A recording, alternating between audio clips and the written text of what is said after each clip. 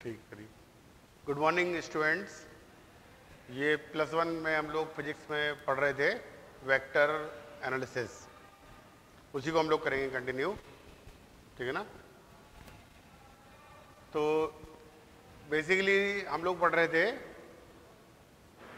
Algebra of vectors,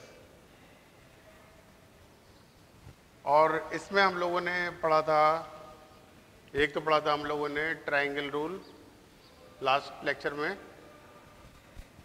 vectors को add करने के लिए कुछ रूल्स होते हैं, जैसे ट्रायंगल रूल हो गया, पैरेललोग्राम लॉ हो गया, है ना, पॉलीगन लॉ है,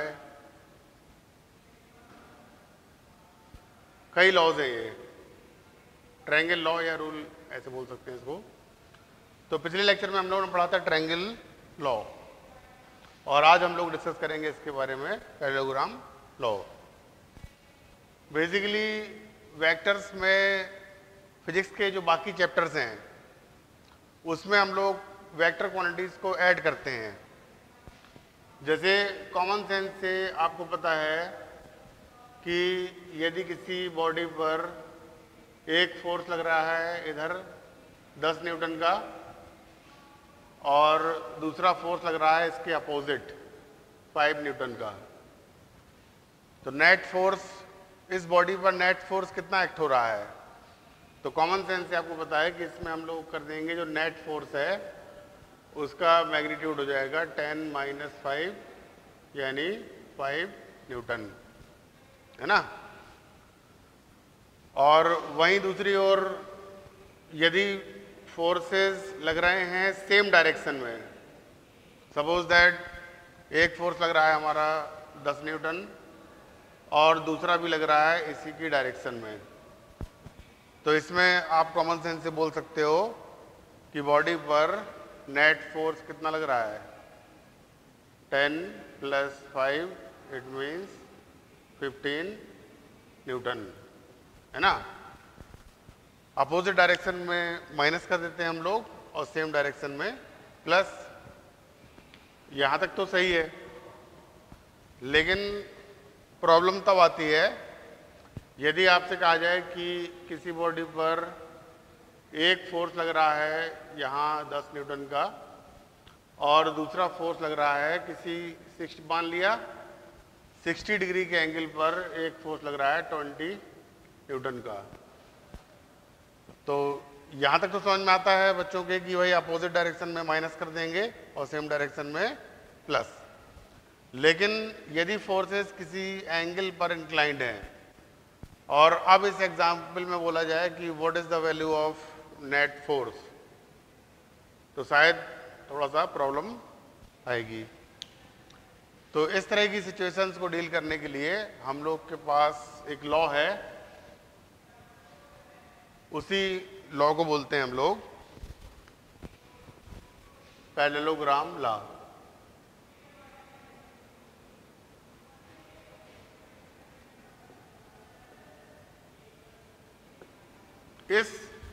इस लॉ के अकॉर्डिंग इसी एग्जाम्पल से समझते हैं हम लोग। मान लो दो फोर्स लग रहे हैं, एक 10 का और एक 20 का, तो आप क्या करेंगे, यानी इसका मैग्नीट्यूड, वेक्टर का जो लेंथ है वो क्या होती है, इसका मैग्नीट्यूड। तो यानी आप ऐसे मान लो कि ये 10 है, इसकी लेंथ कितनी है, इसकी लेंथ हो जाएगी 10, और इसके कंपैरिजन में इसको डबल होना चाहिए, तो ये कितनी हो जाएगी, इसकी लेंथ हो जाएगी 20। और इस लॉ के अकॉर्डिंग यदि इससे हम पूरा करें एक पैरेललोग्राम, ऐसे पैरेललोग्राम पूरा यदि करें हम लोग, तो इसका जो डायगोनल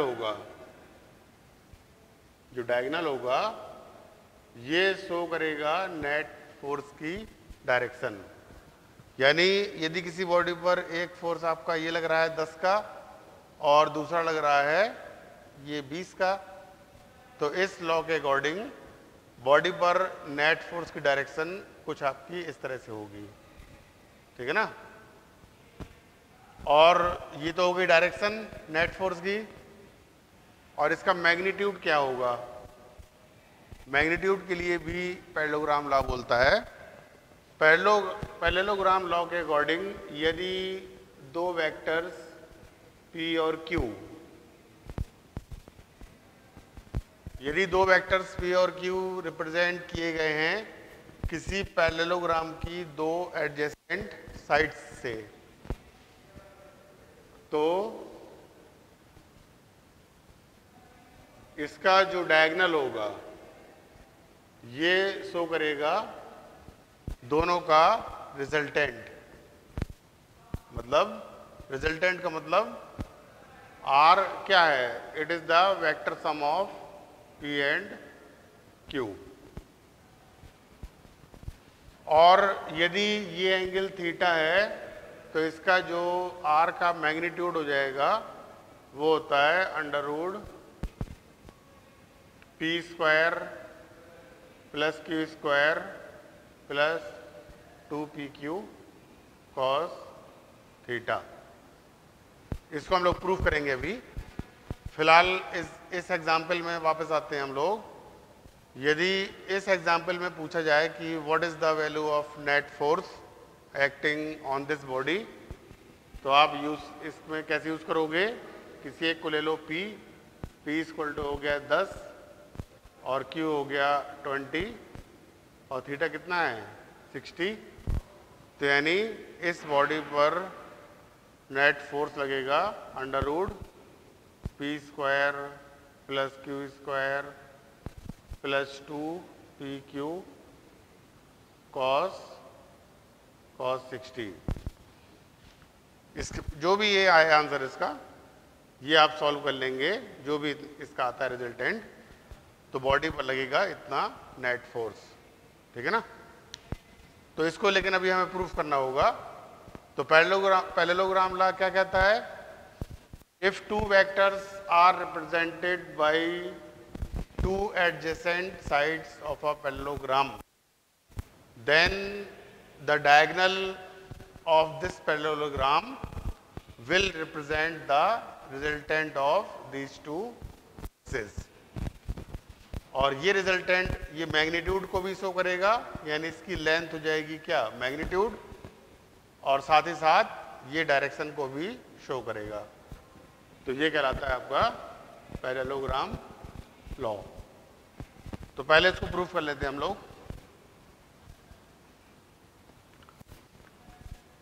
इसको प्रूफ करने के लिए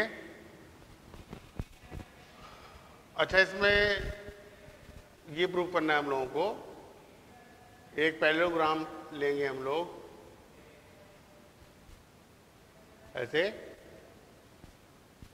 और इसकी ये लेंथ सपोज दैट P है और ये वाली Q है और बीच का एंगल है थीटा, और इसका जो डायगोनल है वो आपका R के इक्वल है। मान लो इसकी नेमिंग कर लेते हैं ABCD। तो इसमें हमें क्या प्रूफ करना है कि जो रिजल्टेंट होगा वो होगा under root P square plus Q square plus 2PQ। ये इतना हम लोगों को प्रूफ करना है, तो है ना?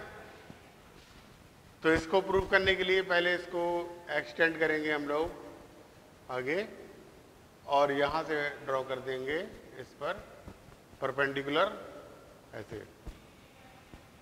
इसके बाद देखो ये एंगल कितना है थीटा, तो ये भी कितना हो जाएगा थीटा, और इसकी ये वाली साइड Q है तो ये भी साइड हो जाएगी Q। अपोजिट साइड्स कैसी होती हैं पैरेललोग्राम में? इक्वल।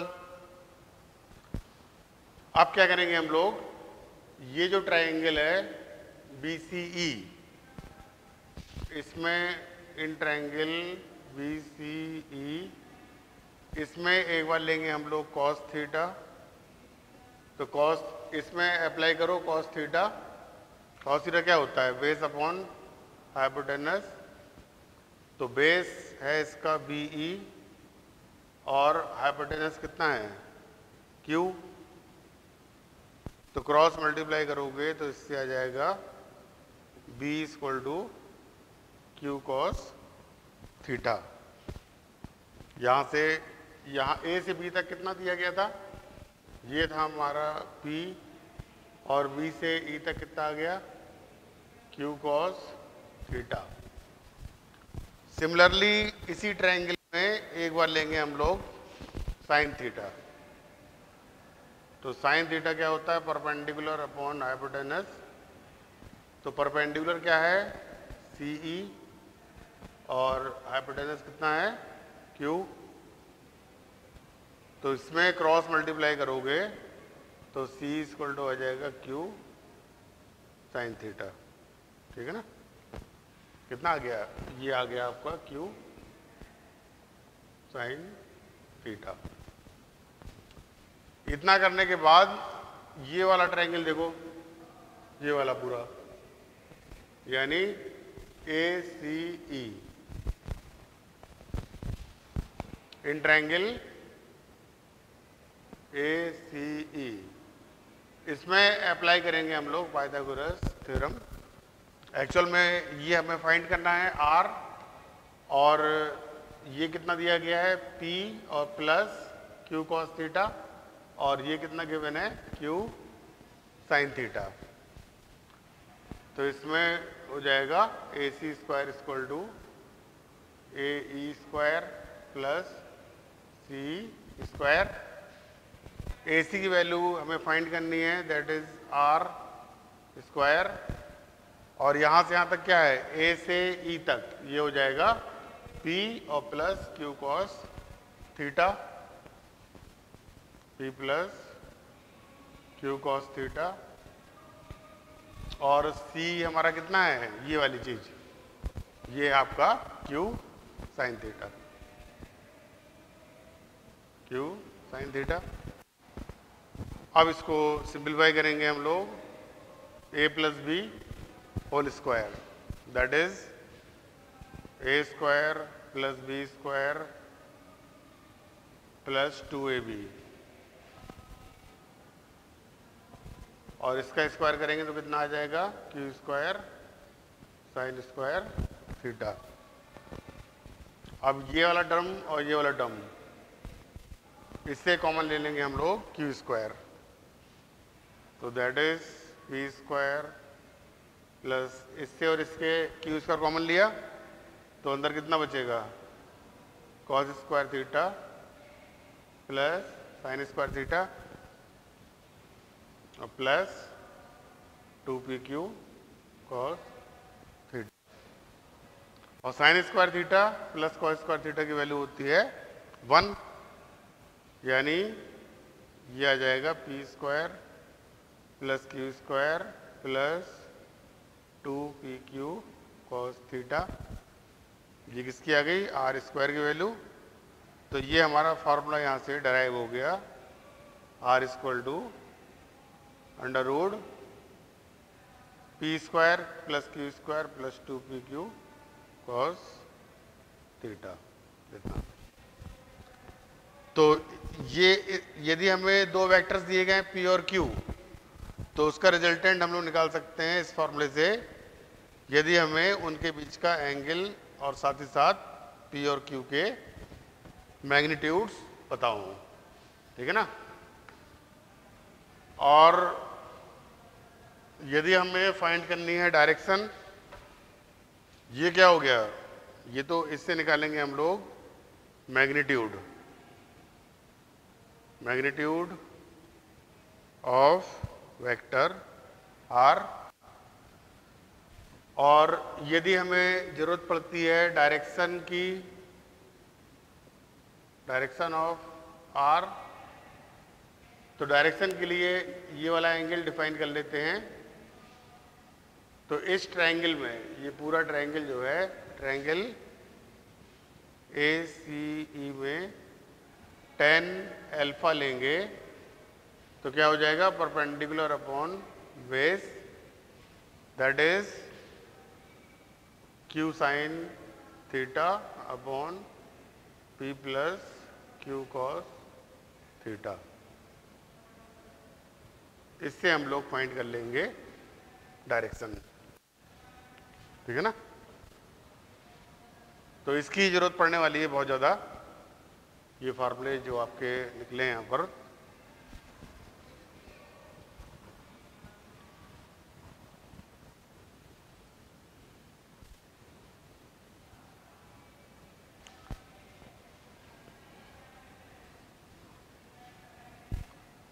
तो इसमें ये आपको ध्यान रखना है, इसमें पहली चीज, यदि किसी बॉडी पर दो फोर्सेस P और Q यदि सेम डायरेक्शन में अप्लाई हो रहे हैं, तो इसी से हम लोग डिराइव करेंगे पैरेललोग्राम लॉ के अकॉर्डिंग। ऐसे था हमारा, ये R था, और थीटा कौन सा एंगल होता है? P और Q के बीच का।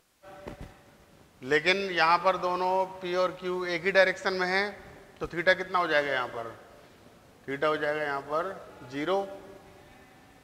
इसका मतलब R इक्वल टू हो जाएगा under root P square plus Q square plus 2PQ cos 0। cos 0 1 हो गया, तो ये कितना बचेगा? P प्लस Q का होल स्क्वायर, यानी P प्लस Q।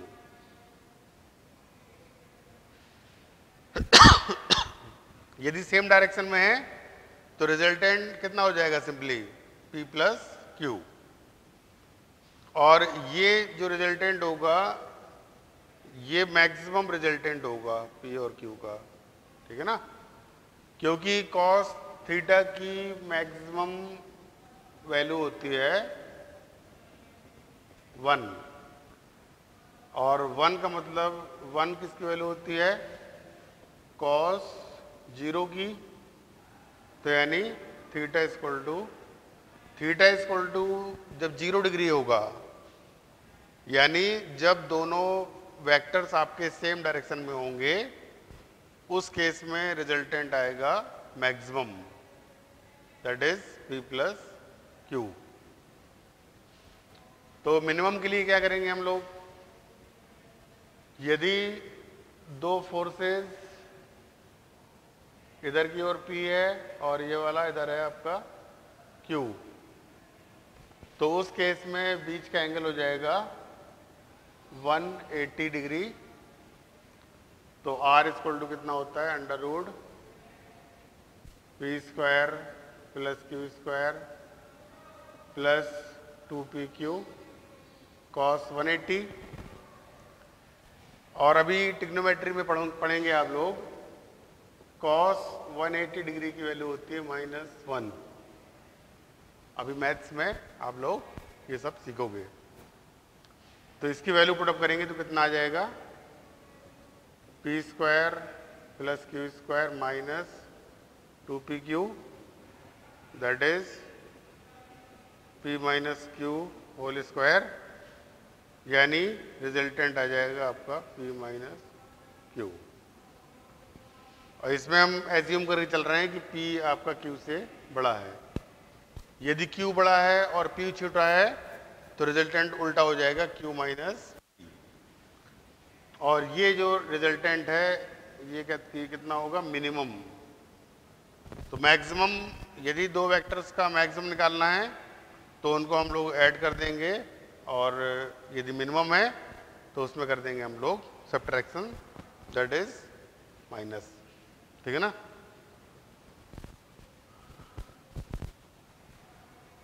इसके अलावा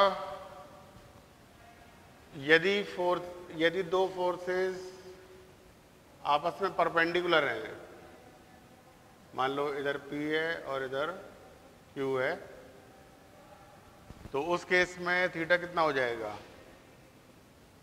90 डिग्री। तो इसमें रिजल्टेंट हम लोग निकाल लेंगे अंडर रूट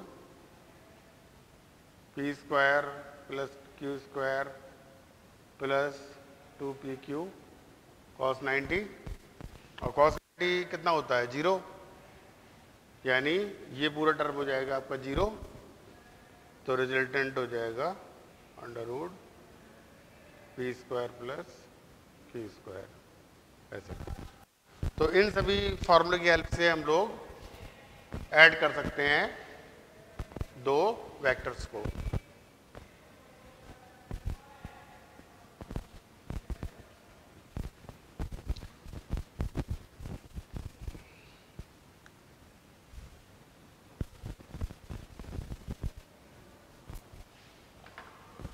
जैसे फॉर एग्जाम्पल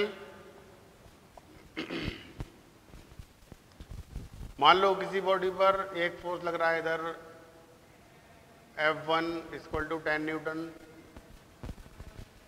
और एक फोर्स लग रहा है अपोजिट डायरेक्शन में F2 इक्वल टू 5 न्यूटन और एक और तीसरा फोर्स लग रहा है हमारा F3 इक्वल टू 10 न्यूटन। और आपसे बोला जाए कि what is the magnitude and direction of net force, है ना। तो पहले दो को देखेंगे हम लोग। इधर की ओर लग रहा है 10 न्यूटन और इधर लग रहा है 5। तो अपोजिट डायरेक्शन में क्या करेंगे, माइनस, यानी 10 इधर, यदि 10 का और 5 का इसका रिजल्टेंट निकालोगे तो इधर की ओर आ जाएगा हमारा 10 माइनस 5 दैट इज 5 न्यूटन। और ये तीसरा वाला अभी भी बचा हुआ है हमारा, ये वाला कितना है 10 न्यूटन। इसको F4 बोल देते हैं सपोज दैट। तो इस तरह से हमारे पास दो फोर्स बचे यहाँ पर। तो यानी पैरेललोग्राम लॉ से नेट फोर्स लगेगा इस डायरेक्शन में, है ना, और दोनों के बीच का एंगल कितना हो जाएगा 90 डिग्री। तो यानी नेट फोर्स हो जाएगा under root F3 square plus F4 square, और यहां पर कॉस कितना आएगा 90। आर इक्वल टू क्या होता है under root P square plus Q square plus 2pq cos theta. तो ये वाला हो जाएगा कितना 0। तो कितना आएगा यहां पर अंडर रूट 10 का स्क्वायर और प्लस 5 का square, that is under root 100 plus यानी कितना जाएगा 125 या 5√5 न्यूटन, इतना आएगा नेट फोर्स। और चाहो तो डायरेक्शन के लिए आप इससे ऐसे निकाल सकते हो, ये एंगल मान लो अल्फा और ये कितना है आपका 5 और ये कितना है 10। तो यहाँ से डायरेक्शन के लिए निकाल लेंगे 10 अल्फा इक्वल टू 10/5 यानी 2। तो आप डायरेक्शन के लिए बोल सकते हो अल्फा इक्वल टू 10 इनवर्स 2। तो ये हो जाएगी नेट फोर्स की डायरेक्शन।